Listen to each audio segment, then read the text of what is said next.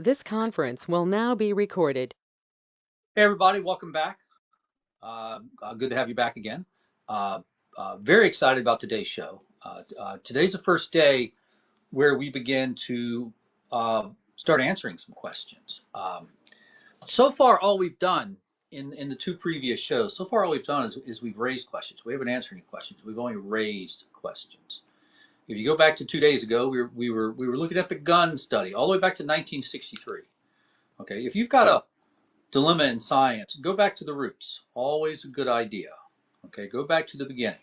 Now, we could go back even further than 1963, but I don't think it's necessary. And so we went back to 1963 and we looked at the gun study, Gunne. We weren't looking at the gun study to get answers. We were looking at the gun study to understand what questions we should be answering.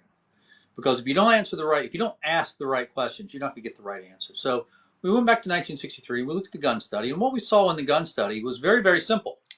Okay, there's a lot of information in the gun study, but we're throwing most of it out. We're really boiling it down to what matters. You can spend hours reading the gun study, but what matters in the gun study is he took 6 rats and put them into opioid withdrawal.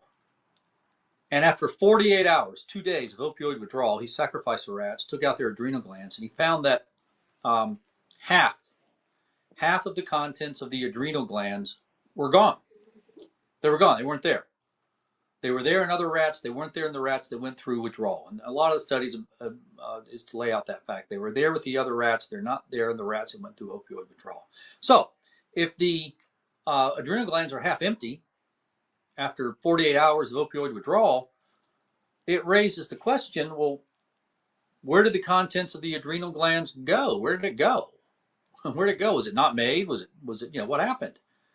Okay, we're trying to understand the sickness that is opioid withdrawal.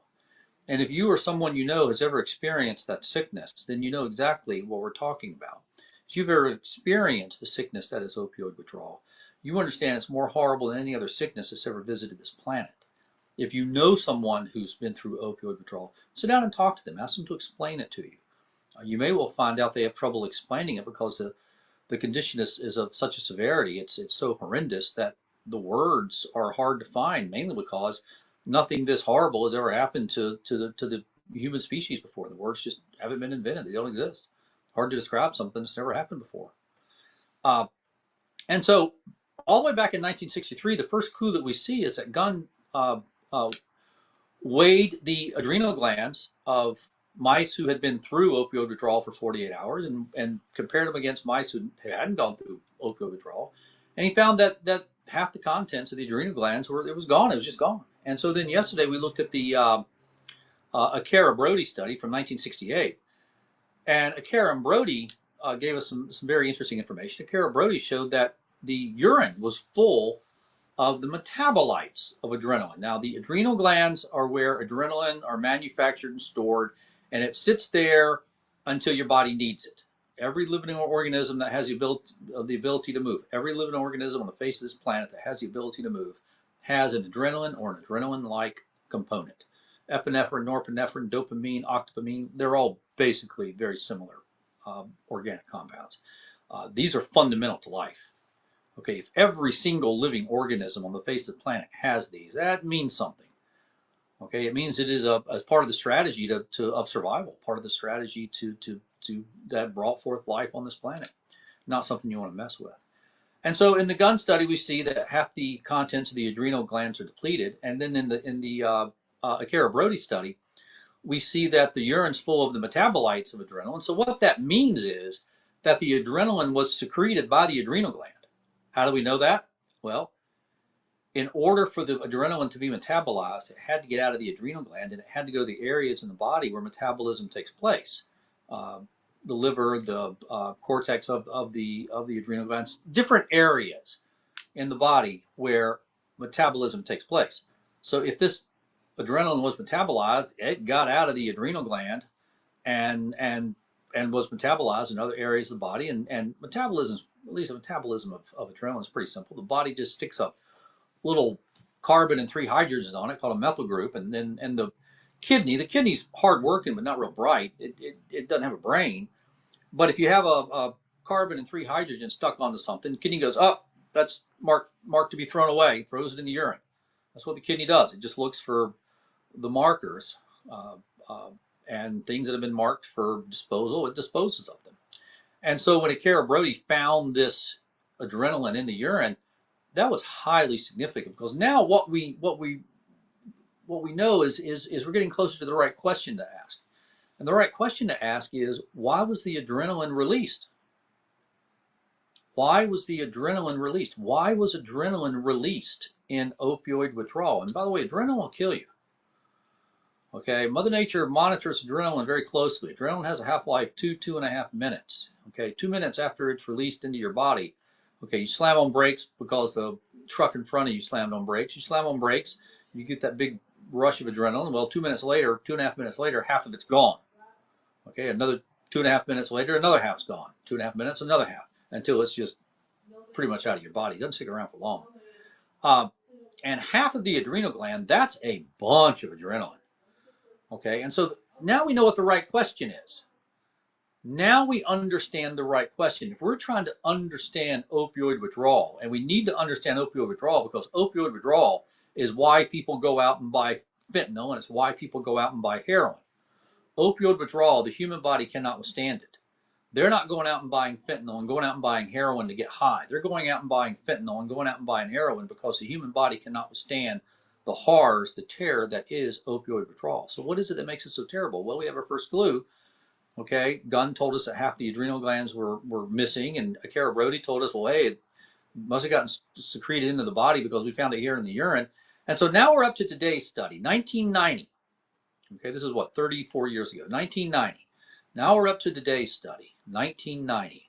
And by the way, 34 years ago in the world of research is quite a bit of time ago.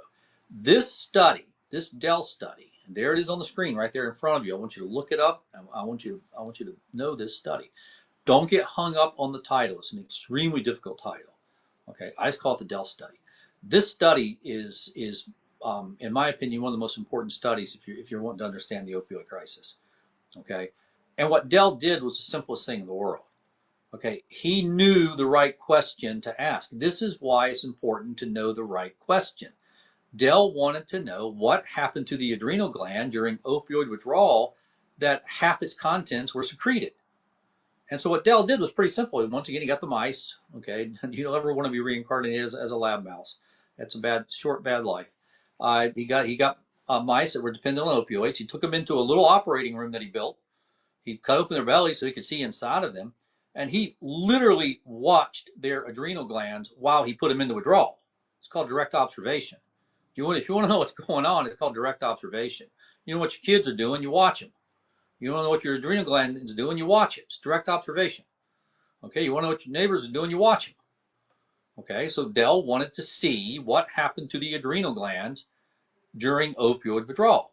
So Dell built this little operating suite. He got some mice dependent on the opioids. He put them to sleep with anesthesia, cut them open, and hooked up little monitors on the wires, on the nerves going into various organs. The adrenal gland was one of them.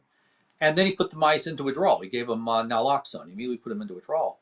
And what Dell saw was that when he administered the naloxone, when he gave the naloxone, when he put the little mouse into withdrawal, there was an immediate reaction in the nerve controlling the adrenal gland. Dell found the answer. Gunn said after 2 days of opioid withdrawal, half the adrenal gland's empty. Akira Brody said, yeah, well, we found the metabolites of the adrenaline in the urine.